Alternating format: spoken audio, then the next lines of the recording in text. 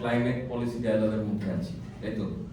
আচ্ছা, এখন আমি আসলে ক্লাইমেট পলিসি ডায়ালগের আমি এখানে যেই উদ্দেশ্যটা দেখতে পাচ্ছি যে এই ডায়ালগের মূল লক্ষ্য হলো রাজনৈতিক দলগুলোর জলবায়ু বিষয়ক প্রতিশ্রুতি, নীতি ও অগ্রাধিকার মূল সমূহ পর্যালোচনা করা। এটা ছিল আমাদের একটা উদ্দেশ্য এবং আমরা এই উদ্দেশ্যটা আমরা নিচ্ছি একটা, আমি বলবো যে একটা হাইপোথিসিস থেকে। সেই হাইপোথিসিসটা হচ্ছে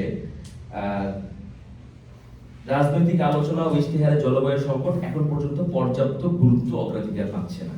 তো এখানে যেহেতু রাজনৈতিক দলের বিভিন্ন সদস্য এখানে আছেন, ওনারা কথা বলেছেন এবং এখানে আমরা আরো কয়েকটা জায়গায় শুনেছি, অনেকের অভিজ্ঞতা শুনেছি। আমি আসলে আমার আলোচনাটাকে সীমাবদ্ধ রাখতে চাবো একটা জায়গাতে, যেখানে কথা বলা হয়েছে যে রাজনৈতিক আলোচনা ও ইশতেহারে জলবায়ু সংকট গুরুত্ব পাচ্ছে না। কেন পারে নাই বা কি করলে পাবে, আমি আলোচনাটাকে এখানে রাখার সীমাবদ্ধ রাখার চেষ্টা করবো। এবং দ্বিতীয়ত আমি যেটা বলতে চাবো সেটা হচ্ছে, এখানে আমরা অনেকগুলো আলোচনা শুনেছি কোন পার্টির কি উদ্দেশ্য, কোন পার্টি জলবায়ুকে কিভাবে দেখে, কোন পার্টি ক্ষমতায় আসলে জলবায়ু প্রশ্নটাকে কিভাবে ডিল করবে, এটা নিয়ে আমরা অনেকগুলো আলোচনা শুনেছি। তো আমি কিছু হতাশার কথা বলবো। আমি বলতে চাবো যে আসলে পার্টি ইশতেহারে জলবায়ুর কথা থাকলে জলবায়ু নিয়ে কাজ হবে, এটা কখনো আমরা গ্যারান্টি দিতে পারি না। কেন পারি না, সেই জায়গা থেকে আমি আসলে আলোচনা শুরু করতে চাই। আচ্ছা, এখন পর্যন্ত আমি ব্যক্তিগতভাবে হচ্ছে জলবায়ু এবং পরিবেশের রাজনৈতিক অ্যাঙ্গেলটা নিয়ে আমি আগ্রহী এক গবেষক হিসেবে।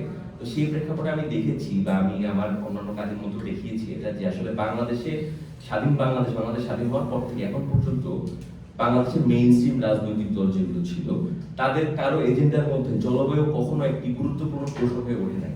এখন এই প্রশ্ন না হয়ে ওঠার কারণটা কি? আমরা বাংলাদেশের সবগুলো পার্টির পলিসির মধ্যে দেখবো সেখানে জলবায়ু প্রশ্নটা এতদিন ছিল নন এক্সিস্টেন্ট, মানে সেটা এক্সিস্ট করতো না। এখন সেটা এক্সিস্ট করে, কিন্তু সেটা অর্নামেন্টাল, আলংকারিক, মানে আমরা বলার জন্য বলি। আমরা যখন অনেকে হয়তো অবগত আছে, 2-3 দিন আগেও একটা নতুন পার্টির আত্মপ্রকাশ ঘটেছে, তাদের 3 নম্বরেই আছে জলবায়ুর কথা, তাই না? হ্যাঁ, 5 নম্বর। আচ্ছা, ওকে। এনসিপির ইশতেহারের 24 দফার মধ্যে জলবায়ুর কথা এখন অলরেডি আছে। বাংলাদেশ ন্যাশনালিস্ট পার্টি বিএনপির অনেক কথা অনেক কথাবার্তার মধ্যে জলবায়ু 21 দফা তো আরো অনেক আগের পিছনের দিকে, সেখানেও জলবায়ুর কথাটা ছিল। কিন্তু আমি যেটা বলতে চাচ্ছিলাম সেটা হচ্ছে, কেন এগুলো থাকা সত্ত্বেও আমি জলবায়ু প্রশ্ন নিয়ে খুব বেশি আশাবাদী না। এর কারণটা হচ্ছে, বাংলাদেশে এখন পর্যন্ত আমরা জলবায়ু পরিবর্তন বা পরিবেশ দূষণ বলতে যেটা বোঝাই, এটা সম্পূর্ণভাবে ওয়েস্টার্ন একটা মডেলকে ধার করা। আমরা এখন বাংলাদেশের জলবায়ুকে যেভাবে বুঝি সেটা সেভাবেই বুঝি যেভাবে ওয়েস্টার্ন কান্ট্রিরা আজকে থেকে 10 বছর আগে জলবায়ুকে বোঝার চেষ্টা করেছে। এটা একদিকে ভালো, মানে ওয়েস্টার্ন কোনো কিছু গ্রহণ করার তো কোনো অসুবিধা নাই। কিন্তু সমস্যা হলো বাংলাদেশের জলবায়ু প্রশ্নটাকে কখনো কনটেক্সচুয়ালাইজ করা হয় নাই। বাংলাদেশের পটভূমিতে, বাংলাদেশের প্রেক্ষাপটে জলবায়ু প্রশ্নটাকে আমরা একটা ইউরোপিয়ান একটা ব্যক্তি, সে জলবায়ুটাকে যেভাবে দেখে, জলবায়ু সমস্যাটাকে, পরিবেশের ক্রাইসিসটাকে যেভাবে দেখে, একজন বাংলাদেশি সেভাবে হয়তো দেখে না। সেখানে কালচারাল অনেক ডিসক্রিপেন্সি থাকতে পারে, সেখানে হেরিটেজের অনেক প্রশ্ন থাকতে পারে। যেই দেশটা গত 200 বছর তাদের ইন্ডাস্ট্রিয়াল অ্যাক্টিভিটির মাধ্যমে পরিবেশ দূষণ করেছে, তার যেই দায়ভার, তার যে গ্লানি, আর যেই দেশ ইন্ডাস্ট্রিয়ালাইজেশন এখন পর্যন্ত সত্যিকার অর্থে প্রবেশ করতে পারে নাই, তার গ্লানি নিশ্চয়ই এক হওয়ার কথা না। এটা কি বোঝা যাচ্ছে?